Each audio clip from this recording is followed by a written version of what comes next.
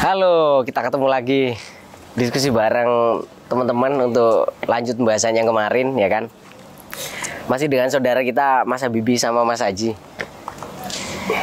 Seragaman ber-PDH, yang satu pakai kaos nih, kayaknya baru kelar kelas nih. Kelar kelas ya, Mas. Baru kelar kelas. Kita langsung ya. Jadi ya waktu senggang kan. Waktu senggang. Daripada istilahnya mungkin ngopi di luar bayar, ngopi di sini aja enak santai. Nah, gitu. Seperti biasa. Jadi kita sambung pembahasan yang kemarin kan, terkait tentang teknik mesinan kan, itu belum tuntas lah, itu baru awal, dan banyak hal lagi yang memang menarik untuk dibahas terkait tentang teknik mesin. Yang menarik itu kemarin saya juga jadi penasaran, teman-teman ngikutin nggak tren perkembangan ilmu pengetahuan untuk teknik mesin? Ya, pastinya ngikutin kalau misalnya untuk ilmu-ilmu teknologi sendiri. Nah, karena menarik dan integrasinya nanti ke arah mana nih yang sesuai? Katakanlah mungkin ya industri, karena kemarin saya juga baru-baru baca dan aspek implementasi dari beberapa hal budaya, terkait budaya teknik mesin yang orientasinya itu ke masyarakat. Ya, kita kan namanya mahasiswa perguruan tinggi, ya kan, Tridharma perguruan tinggi itu kan satu hal yang paling lekat gitu kan. Jadi seperti apa kira-kira sudut pandang kontribusi ke teknik mesin untuk Tridharma perguruan tinggi sendiri? Utamanya itu di masyarakat. Karena secara falsafah dan budaya yang saya ketahui di teknik mesin kan relatif linear sebenarnya. Maksudnya di situ memang beberapa hal yang ditanamkan terkait tentang aspek ilmu pengetahuan dan teknologi itu orientasinya terhadap seluruh masyarakat Indonesia. Namun ya kan kita beda era nih.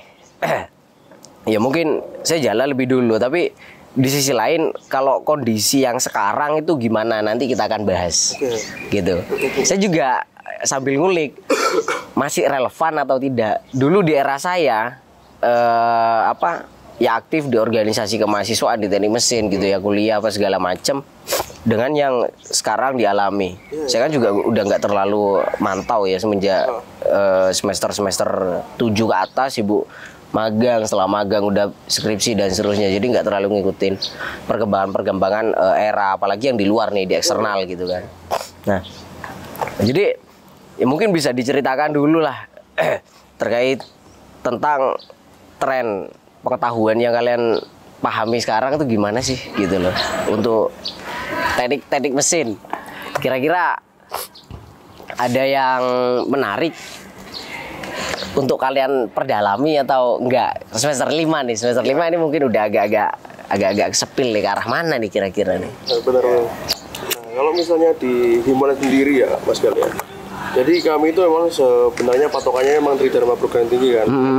Kita udah tertulis di sana di background sendiri itu kita untuk penguasaan teknologi banget kan. Jadi untuk terjunnya di masyarakat seperti itu. Ya, oke. Jadi kalau kali ini sih himpunan ini lagi menjaga sebuah alat insinerator, itu alat membakar sampah. Jadi insinerator.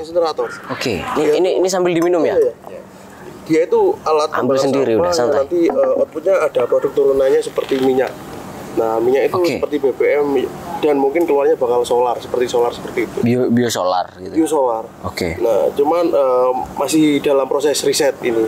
Oh, proses riset. Proses riset. Jadi untuk bendanya sendiri itu udah berbentuk, tapi cuman kita masih untuk proses risetnya. Ini butuh berapa derajat untuk pembakarannya, berapa sampah yang di dalamnya, terus berapa lama untuk menjadikannya produk turunan minyak itu sampai berapa lama. Iya.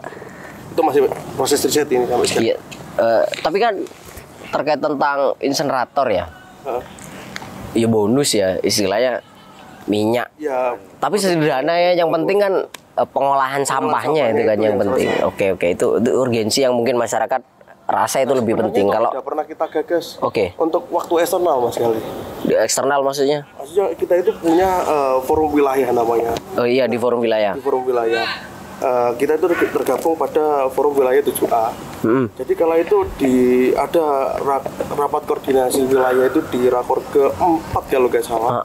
Itu kita nggak tentang alat itu, ternyata ditolak. Mungkin karena ada pertimbangan yang mungkin masih belum sesuai lah. Jadi ya is okay. Kalau itu kita pindah arah di engine tune up, jadi tetap ke sama sih, pengabdian masyarakat. Kita bentuknya servis gratis saja. Tapi kalau mungkin teman-teman yang di media sosial pasti sering banget kalau lihat di demo-demo itu pasti jarang banget yang ada teknik mesin yang turun. Nah, kalau untuk aksi demo dan lain-lain. Jadi politik, hal-hal yang berbau teknik mesin sendiri itu Mas Galeng. Itu lebih baik kita tanya ke masyarakat, mereka itu kurangnya apa. Jadi yang orasi biar orasi gitu. Jadi kalau kita sendiri mungkin yang dibutuhkan masyarakat apa, coba kita diskusikan apakah bisa diimplementasikan. Mungkin seperti kalau kemarin mungkin engine tune up ya. Jadi itu kita sasarannya itu ke mahasiswa sama ojek online Mas Galeng. Karena ojol. Kita lihat sendiri ojek online itu pasti setiap hari menggunakan sepeda motor itu selalu diforsir. Iya pasti. Dan mereka pun motor pasti untuk servis pun jarang otomatis karena mereka kejar setoran yang pertama, kejar omset.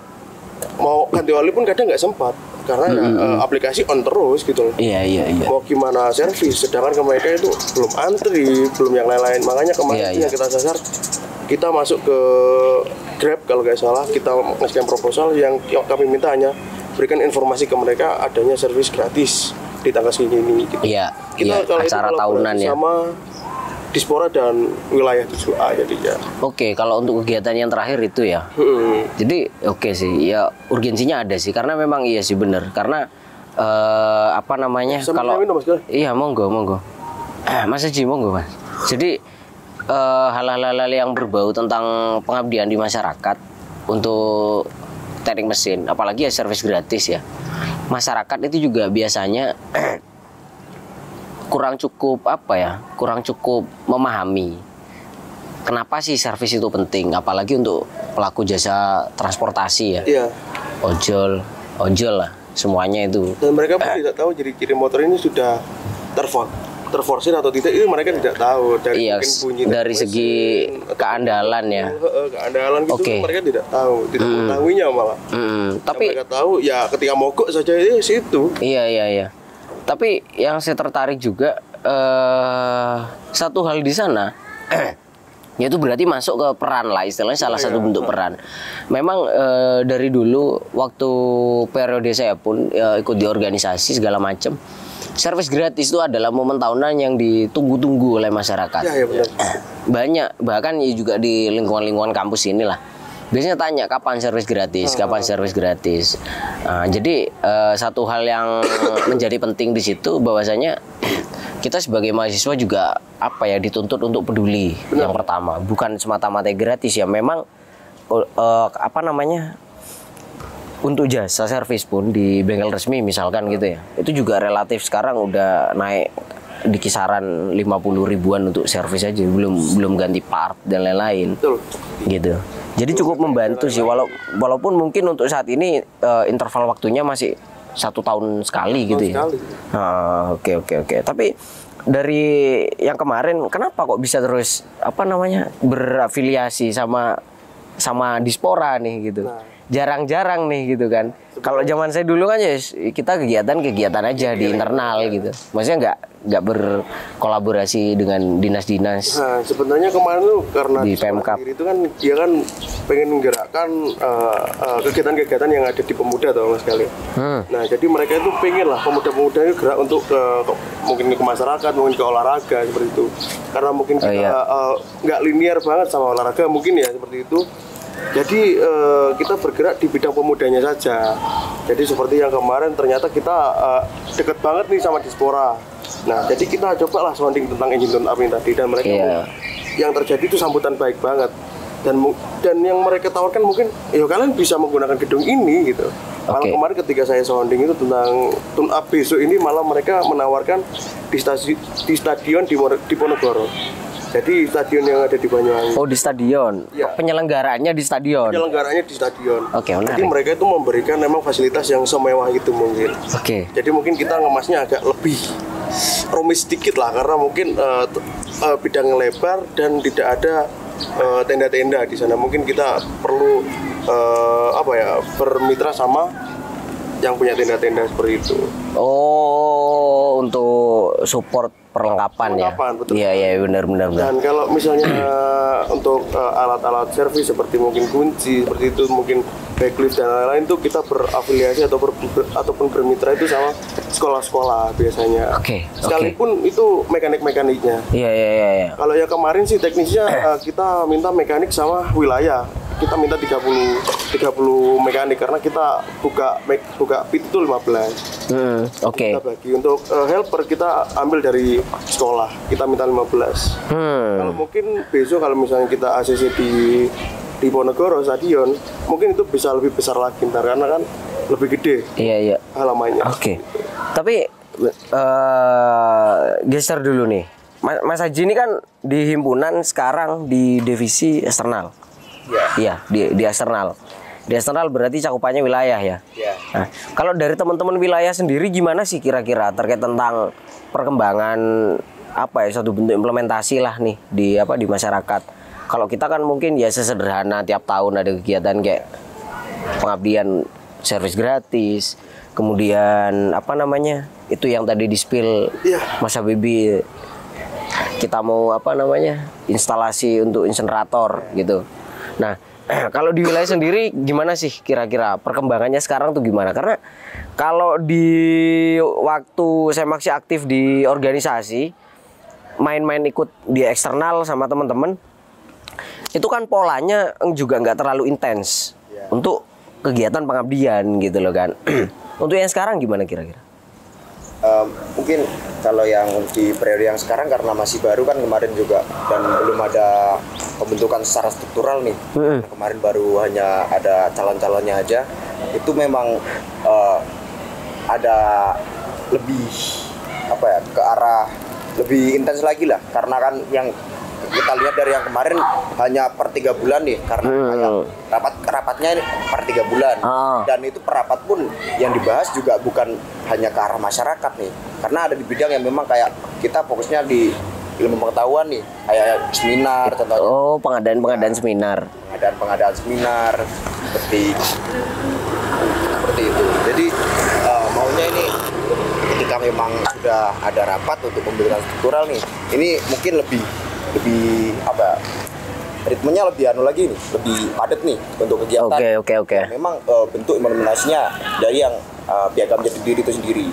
Jadi mungkin ada kegiatan nih langsung kayak bukan hanya dari kita berafiliasi dengan himpunan yang lain atau instansi yang lain, juga ada proker sendiri nih kita.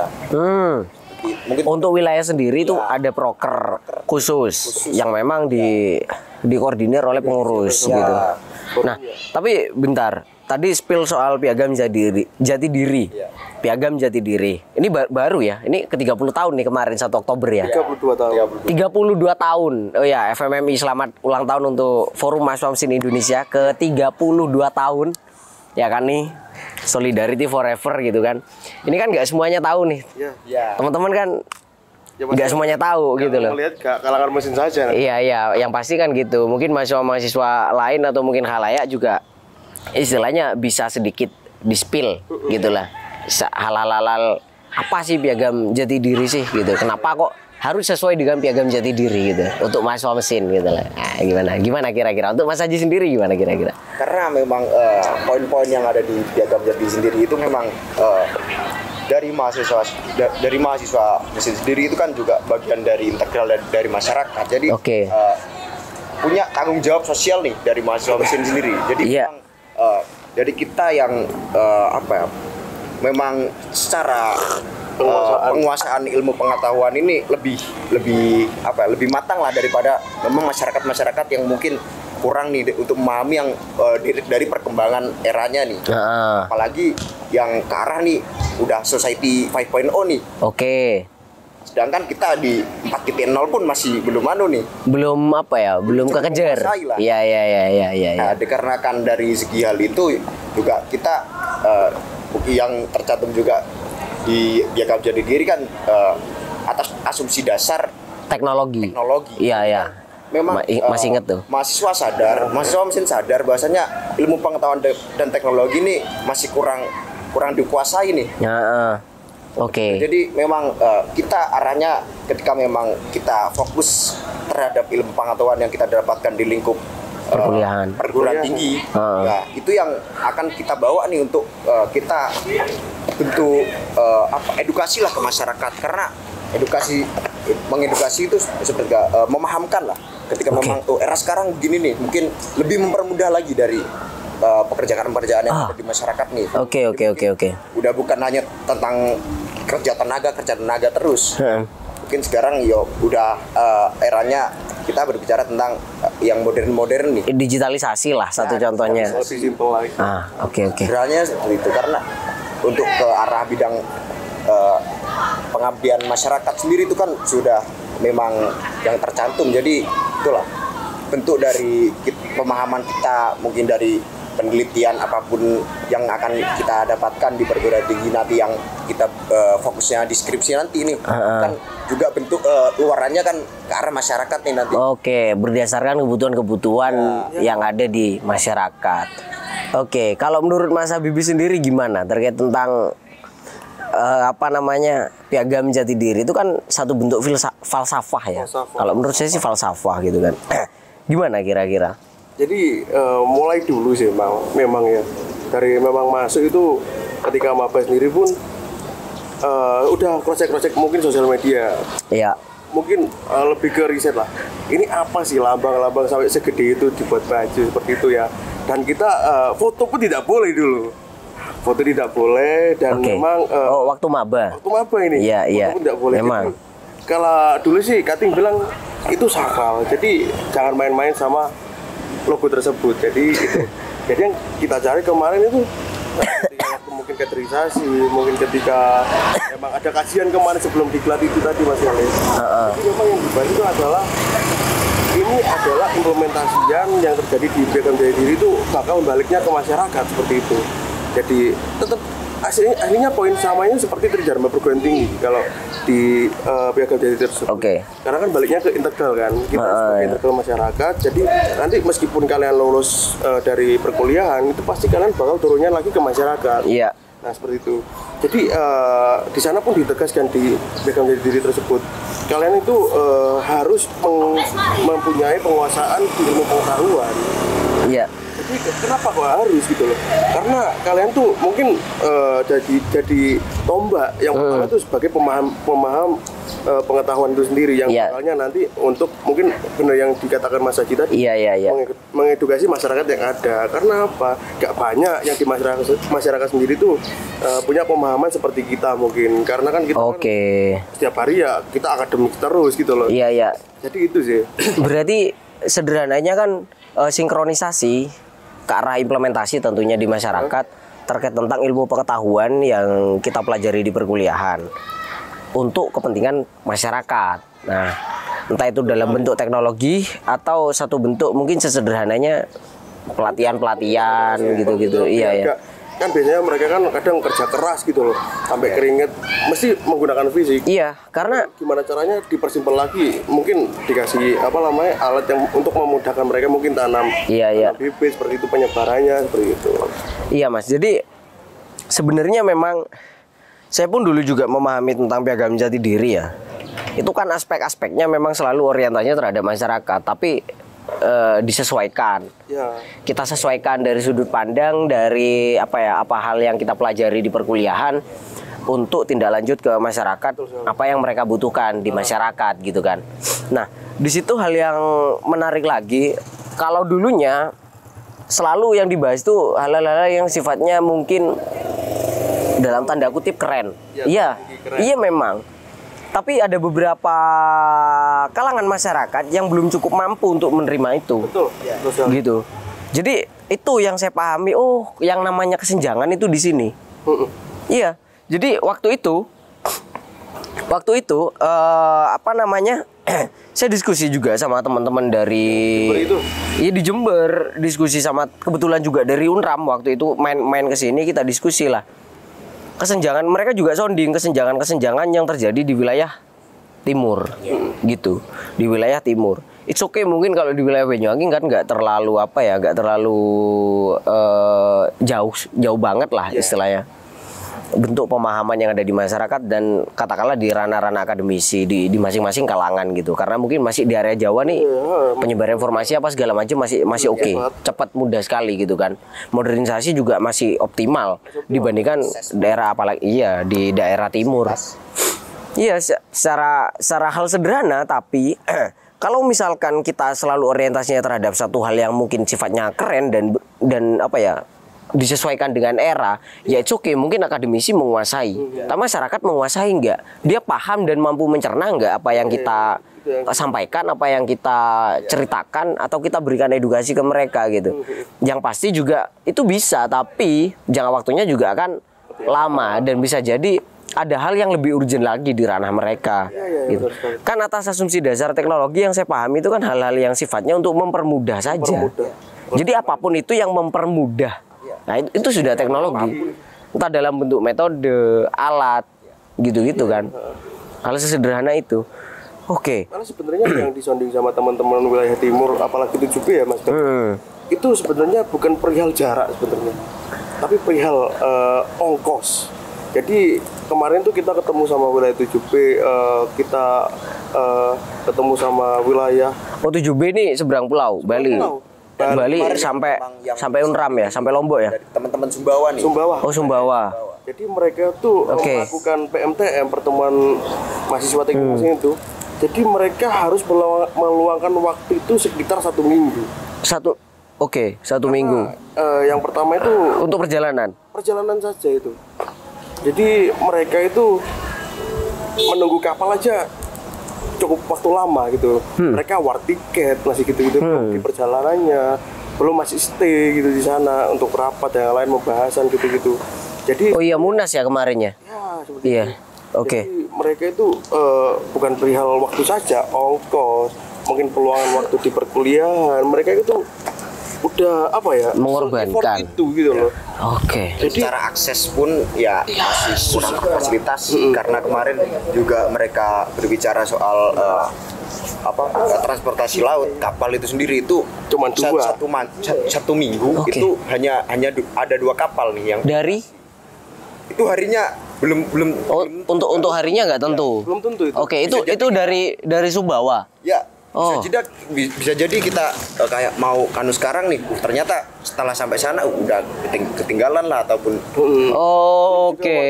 Jadi misal beda jam ini, itu udah kadang habis tiket. Ya gitu. Oke, cepet-cepetan ya. Kemarin tuh malah ada cerita lucu seperti ini. Oh, ini ada kapal ini, tanggalnya udah kelihatan. Tanggalnya udah kelihatan. Udahlah, kita tunggu sekretaris datang dulu. Sekretaris datang, tiketnya habis. Anjir. Jadi mereka agak seperti itu. Iya. Jadi effort banget ya teman-temannya. Tapi hal yang sederhana memang yang waktu itu kita diskusi juga di sini dulu waktu saya masih aktif di organisasi di himpunan. Kedatangan teman-teman dari Unram, mereka juga menyampaikan hal yang sama. Bahwasanya saking butuh gitu. Sebegitu effort mereka karena mereka merasa butuh untuk akses informasi yang ada di Munas untuk mereka sounding di daerahnya masing-masing gitu. Dan pada kenyataannya memang beberapa tahun terakhir kemarin itu kan di mana ya? Di Lampung kalau nggak salah. Ya, di Lampung. Dari timur ke arah barat itu kan jauh sekali ya. Itu tadi mungkin bisa sampai satu minggu tiket segala macam. Mereka udah harus PO dulu gitu kan. Rumit lah memang. Tapi yang saya dengar kemarin kalau nggak salah juga Munas di Sulawesi, kalau yang untuk tahun berikutnya di wilayah 9. Di Sulawesi. Nah, ini mulai agak geser ke timur. Karena saya sepakat. Saya juga berandai-andai kira-kira kalau misalkan mahasiswa mesin kompak di semua daerah untuk bergerak di di wilayah masing-masing yang orientasinya kembali lagi ke masyarakat, kayaknya Indonesia juga bisa boom gitu ya. Dengan patokan itu tadi, pengetahuan harus setara dulu.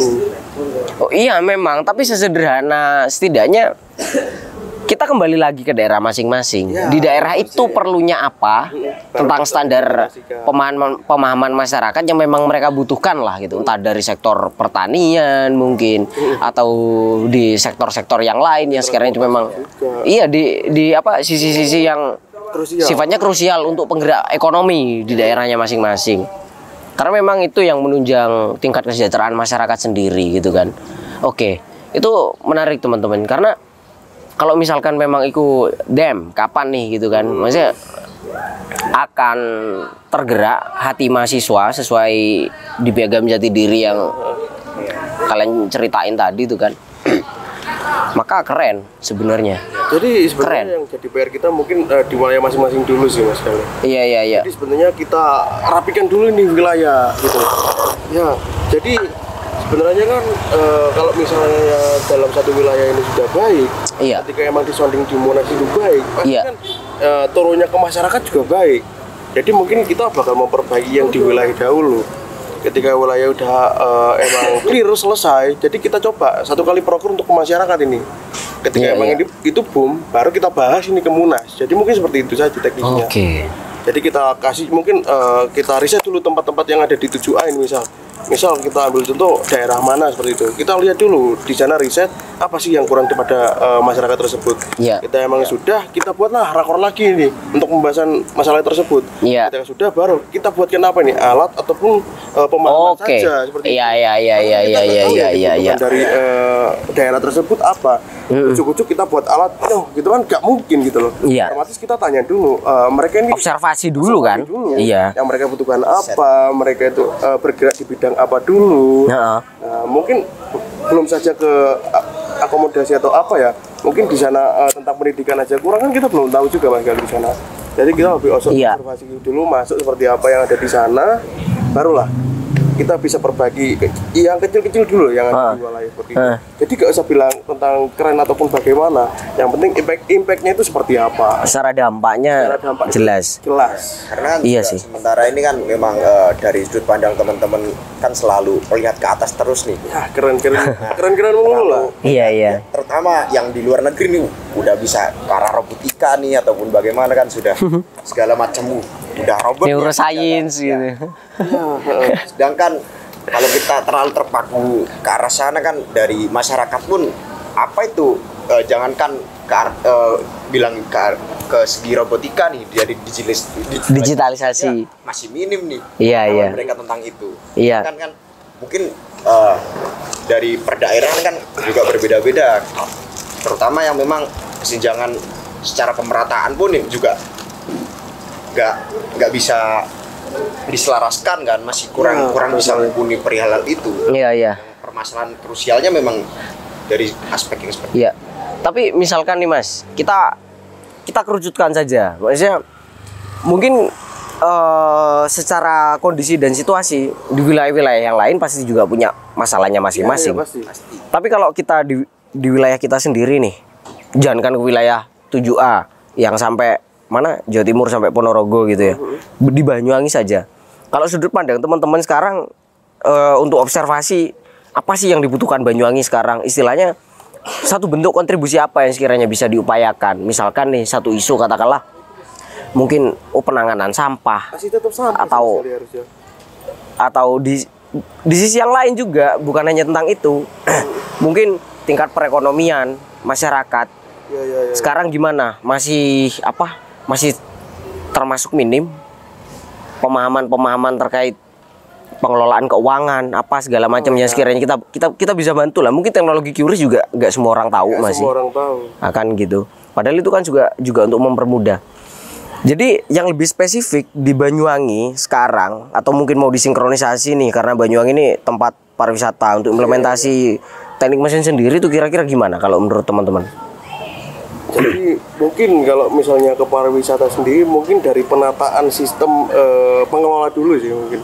Karena kalau misalnya dari pengelola sendiri itu udah paham manajerisasinya, Manajerialnya lah. ya itu pasti bakal enak. Karena yang pertama mungkin ada yang mengelola sampah, ada mungkin yang mengelola tiketing, parkiran itu juga penting gitu loh. Apalagi mungkin terlihat penataan dari si mungkin warung-warungnya. Itu juga penting karena Nah, iya, benar. apa ya? Kalau di tadi mesin itu estetika itu ada Mas kali gitu-gitu. Oh, iya, saya dulu Tersebut. dipakai untuk mandi juga, Mandi, cuci. konsumsi sama semuanya. Tapi nggak semua rumah. Enggak semua rumah ambil air yang di situ aliran itu. Iya, karena kan dikasih pipaan seperti itu langsung masuk ke rumah. Oke. Itu kan jadi problem teman-teman. Makanya itu satu bentuk hal yang memang jadi penting ya untuk terus disuarakan ke masyarakat gitu loh. Terkait tentang pengelolaan sampah. Karena mikroplastik pun kalau sampai dikonsumsi oleh manusia ya kita paham lah gitu. Bahwasanya plastik itu iya satu jenis apa namanya? Satu jenis benda yang sulit untuk terurai gitu kan. Terurainya sulit gitu. Jangankan kalau dikonsumsi apalagi ya, maksudnya kurang ngeri aja gitu loh. Sebenarnya banyak sekali UMKM yang kadang di dalam olahnya itu terdapat mikroplastik gitu loh. Gak banyak juga ketika emang kita, apalagi Indonesia ya, bakso seperti itu ya. Kita sering banget lihat di sana itu mungkin ada tulangan seperti itu yang dibungkus plastik yang dimasukkan di gua, itu termasuk mikroplastik juga gitu loh. Iya, bisa. Karena beberapa jenis plastik pun dia kan istilahnya melting point-nya rendah. Ketika dia dikenakan panas, bisa jadi partikel-partikelnya itu luntur. Bukan apa ya, kayak seperti korosif gitu loh. Gitu. Ya, sudah terdengar nih Mas Gali. Iya nih udah masuk waktu maghrib nih. Iya. Ya kita mungkin sudahi, tapi cukup keren memang satu bentuk implementasi yang tadi dijelasin sama teman-teman, dan harapannya itu terus akan dioptimalkan, disesuaikan sebagai satu bentuk kontribusi ke masyarakat dari sudut pandang dan keilmuan yang dipahami dan dipelajari di teknik mesin gitu. Ya mungkin kita sudahi saja ya. Jadi cukup teman-teman. Jadi next mungkin kita akan bahas hal-hal lain yang lebih menarik lagi nanti di next season di episode berikutnya, dan stay tune. Jangan lupa untuk tetap bergerak sesuai dengan hati nurani gitu ya untuk masyarakat Indonesia. See you. Bye bye.